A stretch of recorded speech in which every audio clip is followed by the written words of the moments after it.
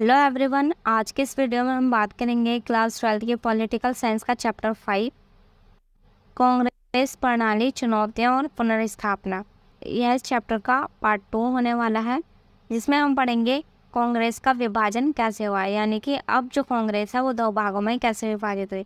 इससे पहले की वीडियो में हम डिस्कस कर चुके हैं कि किस तरीके से नेहरू जी की मृत्यु के बाद शास्त्री जी को प्रधानमंत्री बनाया गया, उसके बाद इंदिरा गांधी कैसे सत्ता में आई और किस तरह उनको हार का सामना करना पड़ा 1967 के चौथे आम चुनाव में।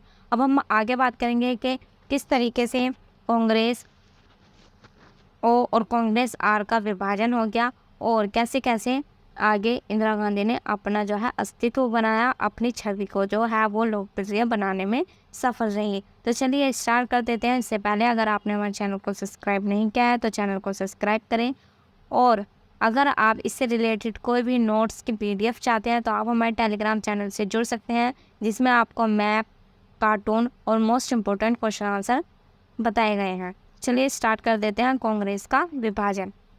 अब देखिए क्या हुआ।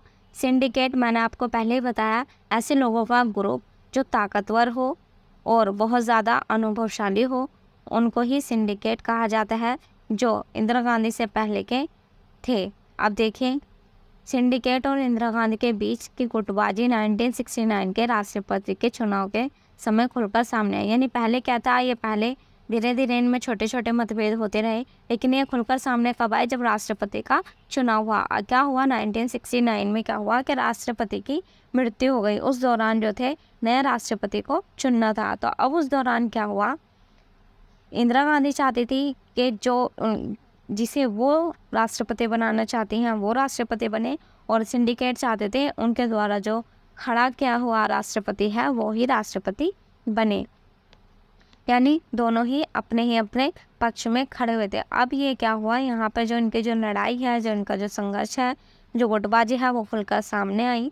और कूटनीतिक तरीके से इंदिरा गांधी ने सिंडिकेट के सांसद को हरा दिया। यानी एक अलग ही तरीके से बहुत ही अपने पावर का यूज़ करके इंदिरा गांधी ने किसको जितवा दिया, VV गिरी को, और इसमें नीलम संजीव रेड्डी जो थे वो हार गए। अब देखिए इसमें हम बात करते हैं, VV गिरी ने नीलम संजीव रेड्डी को, जिसने कांग्रेस के दो पार्टियों में बांट दिया। अब क्या हुआ था, देखिए अगर हम रूल्स की बात करें तो रूल्स के अकॉर्डिंग जो राष्ट्रपति पद पर आने वाले थे वो थे नीलम संजीव रेड्डी, और ये जो थे इनसे जूनियर थे, ये सीनियर थे। लेकिन इंदिरा गांधी ने क्या किया कि VV गिरी को क्या कर दिया गया, राष्ट्रपति बना दिया।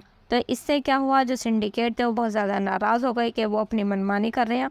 तो उस दौरान क्या हुआ, अब जो कांग्रेस पार्टी थी इसी मतभेद के कारण दो पार्टों में डिवाइड हो गई। सबसे पहले कांग्रेस ओ, जिसे ऑर्गेनाइजेशन या पुराने कांग्रेस भी कहा जाता है, ये इसका नेतृत्व कौन कर रहा था, सिंडिकेट कर रहे थे। और दूसरी थी हमारे सामने कांग्रेस आर, इसे रिविजनिस्ट या फिर नई कांग्रेस के नाम से भी जाना जाता है, जिसका नेतृत्व कौन कर रही थी, इंदिरा गांधी कर रही थी। यानी इस दौरान क्या हुआ कि अब जो कांग्रेस है वो दो पार्टों में डिवाइड हो गई, कांग्रेस ओ और कांग्रेस आर। अब इसमें जो था इसकी अगुवाई कर रहे थे सिंडिकेट, और इसकी अगुवाई कर रही थी इंदिरा गांधी। यानी कांग्रेस आर से इंदिरा गांधी थी और कांग्रेस ओ से सिंडिकेट थे। अब इन दोनों के बीच क्या हुआ, मुठभेड़ शुरू हो गई। अब कांग्रेस का जो है वो विभाजन हो गया। कांग्रेस के विभाजित होने के बाद सिंडिकेट के नेता और उनके प्रति निष्ठावान कांग्रेस ओ में ही रहे। यानी ऐसे नेता जो कांग्रेस के वफादार थे वो कांग्रेस ओ में शामिल हो गए, और बाकी के जो नेता थे वो इंदिरा गांधी के साथ यानी कांग्रेस आर में आ गए। अब क्या हुआ, 1971 के बाद भी लोकप्रियता में कसौटी पर सफर है। इंदिरा गांधी जो थी या कांग्रेस आर जो थी वो 1971 के बाद लोकप्रियता उनकी बढ़ी। तो चलिए स्टार्ट करते हैं नेक्स्ट पॉइंट। हर किसी को संगठन की वास्तविक शक्ति कांग्रेस ओ के हाथ में मालूम पड़ती थी। यानी सबको क्या लगता था कि जो शक्ति है वो किसके हाथ में है, कांग्रेस ओ के हाथ में है।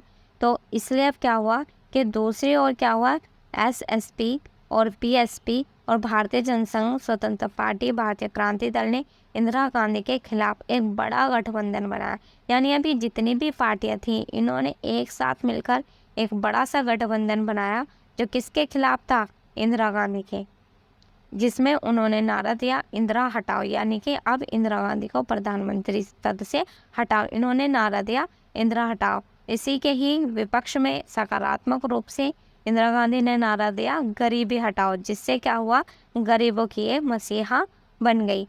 गरीबी हटाओ जो था, गरीबी हटाओ के नारे ने इंदिरा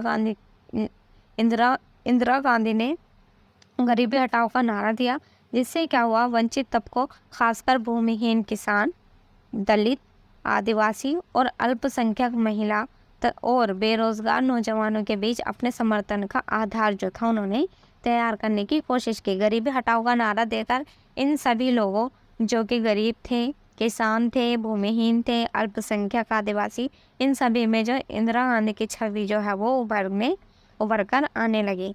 इसका सहारे क्या हुआ, अब 1971 के चुनावों के लिए एक देशव्यापी राजनीतिक समर्थन की बुनियाद जो है उन्होंने तैयार कर ली थी। इंदिरा गांधी ने पुराने कांग्रेस को पुनर्जीवित करने का काम नहीं किया, यानी अब वो दोबारा से उस कांग्रेस में जाना नहीं चाहते थे। अब उन्होंने क्या लिया, ऐसा संकल्प लिया कि वो अपनी अलग से पार्टी को बनाएंगे और उसको खुद खड़ा करेंगे अपने दम पर, जिसमें कुछ सामाजिक वर्गों जैसे कि गरीब, महिला, दलित, आदिवासी, अल्पसंख्यक को स्थान मिला। इस प्रकार इंदिरा गांधी ने कांग्रेस प्रणाली को पुनर्स्थापित जरूर किया, लेकिन कांग्रेस प्रणाली की प्रकृति ही बदल गई। यानी कांग्रेस को इन्होंने खड़ा तो क्या, यानी कांग्रेस अब धीरे धीरे क्या हो रही थी, अलोकप्रिय हो रही थी। इन्होंने दोबारा से उसे लोकप्रिय पॉपुलैरिटी तो दी, लेकिन उन्होंने उसकी प्रकृति ही बदल दी। अब सिंडिकेट से ये अलग हो चुकी थी। गैर कांग्रेसवाद क्या होता है, चलो इसे देख लेते हैं। गैर कांग्रेसवाद क्या होता है, जो दल अपने कार्यक्रम व विचारधाराओं के धरातल पर एक दूसरे से अलग थे। ऐसे दल जो अलग थे एकजुट हुए, यानी सबकी जो विचारधारा अलग थी, सबके जो है वो कार्य अलग थे, सबके पार्टी अलग थी, सब अलग थे। इन्होंने क्या करा, सभी छोटे छोटे जो दल थे वो एकजुट हो गए और इन्होंने एक पार्टी बनाई। इसी पार्टी में एकजुट हुए और उन्होंने सीटों के मामलों में चुनावी तालमेल करते हुए एक कांग्रेस विरोधी मोर्चा बनाया। यानी कांग्रेस के विरोध में ये जो मोर्चा था ये बनाया गया था, और समाजवादी नेता राम मनोहर लोहिया ने इस रणनीति को गैर कांग्रेसवाद का नाम दिया था। यानी क्या हुआ था, ये जो छोटे छोटे जो दल थे वो एक साथ इकट्ठे हो गए और इसी दल ने एक मोर्चा बनाया जो किसके खिलाफ था, कांग्रेस के खिलाफ था। इसी को ही राम मनोहर लोहिया ने क्या नारा दिया है, गैर कांग्रेसवाद का नाम दिया है। नेक्स्ट हम बात करते हैं 1967 के चुनाव में क्या हुआ। गैर कांग्रेसी पार्टियों ने क्या किया, एकजुट होकर एसपीडी यानी संयुक्त विधायक दल बनाया और पंजाब में बनी एसपीडी की सरकार को पॉपुलर यूनाइटेड फ्रंट भी कहा गया था। चलिए बात करते हैं दल बदल क्या होता है। नाम से ही पता चल रहा होगा, दल बदल, दल क्या होता है, हमारी पार्टी, और बदल मतलब पार्टी बदलना।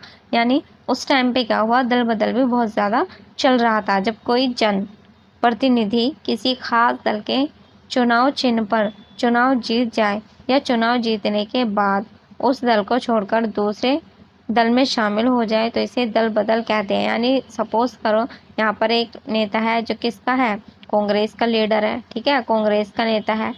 अब कांग्रेस में उसको क्या हुआ है, जीत हासिल हो गई और उसे जितने भी सीटें मिली, मान लो इसे मिली 160 सीटें, तो अगर इसको 160 सीटें मिली और अब इसने क्या प्लान बनाया कि कांग्रेस जो है उसको दिख रहा है कि ये हारने वाली है, तो इसने क्या किया, दूसरी पार्टी में देखा कि वो ज़्यादा बेटर है या उन्होंने इनसे बोला कि हमारे साथ शामिल हो जाए, तो ये अपनी सीटों को लेकर उनके साथ जो है वो शामिल हो जाते हैं। इसी को ही दल बदल कहा जाता है। तो ये जो मुद्दा था ये बहुत ज़्यादा अब क्या हो रहा, गंभीर होता जा रहा था। ये एक मजाकिया तरीके से इसको अपनाया जा रहा था।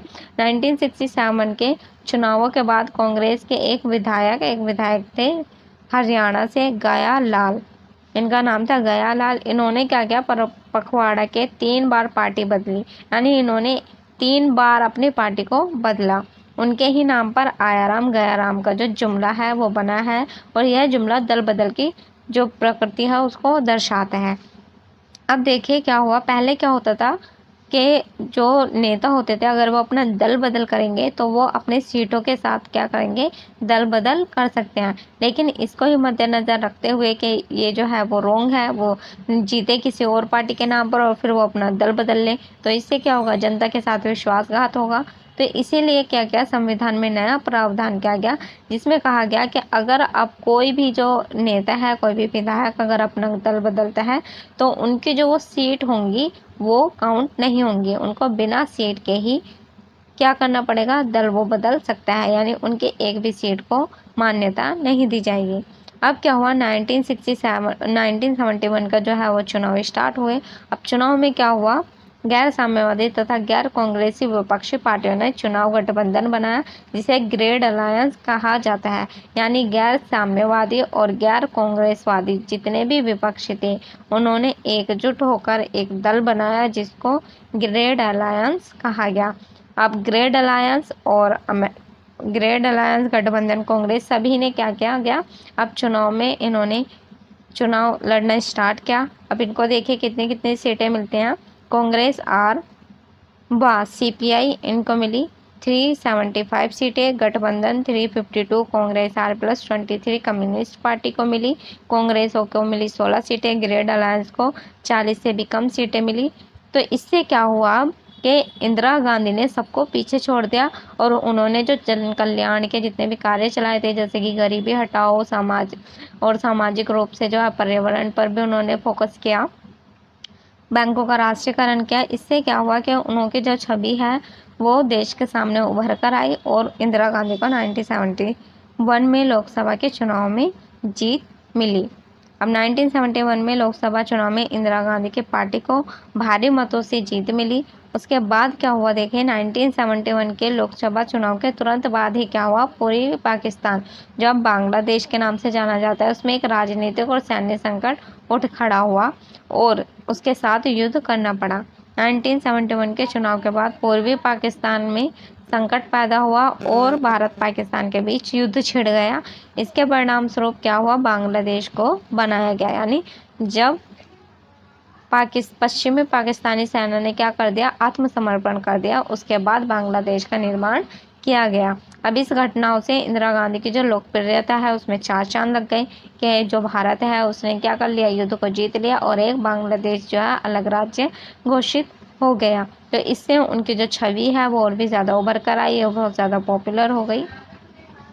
विपक्ष के नेताओं तक उनके राज्य कौशल की प्रशंसा की। यानी ये एक ऐसा मुद्दा था जिसमें बहुत ज़्यादा उनकी प्रशंसा की गई, जिसमें विपक्ष ने भी उनकी जो है प्रशंसा की गई, इसमें कोई भी उनका विरोध नहीं रहा। अब क्या हुआ, 1972 के राज्य विधानसभा के चुनावों में उनकी पार्टी को व्यापक सफलता मिली। यानी अब क्या हुआ, उनको बहुत ज़्यादा भारी मतों से 1972 में विधानसभा में भी क्या मिली, बहुत ज़्यादा सफलता हासिल हुई और उन्हें गरीबों और वंचितों के रक्षक और एक मजबूत राष्ट्रवादी नेता के रूप में देखा गया। पार्टी के अंदर तथा बाहर उनके विरोध की कोई गुंजाइश नहीं बची। यानी इस समय 1972 तक जो इंदिरा गांधी थी वो बहुत ज़्यादा पॉपुलर हो चुकी थी। यहीं पे आपको जो ये चैप्टर है ये आपका कंप्लीट हो जाता है। इससे रिलेटेड नोट्स के लिए आप हमारे टेलीग्राम चैनल को ज्वाइन कर सकते हैं। अगर आपको हमारी वीडियो पसंद आई हो तो वीडियो को लाइक करें और चैनल को सब्सक्राइब करें। Thanks for watching.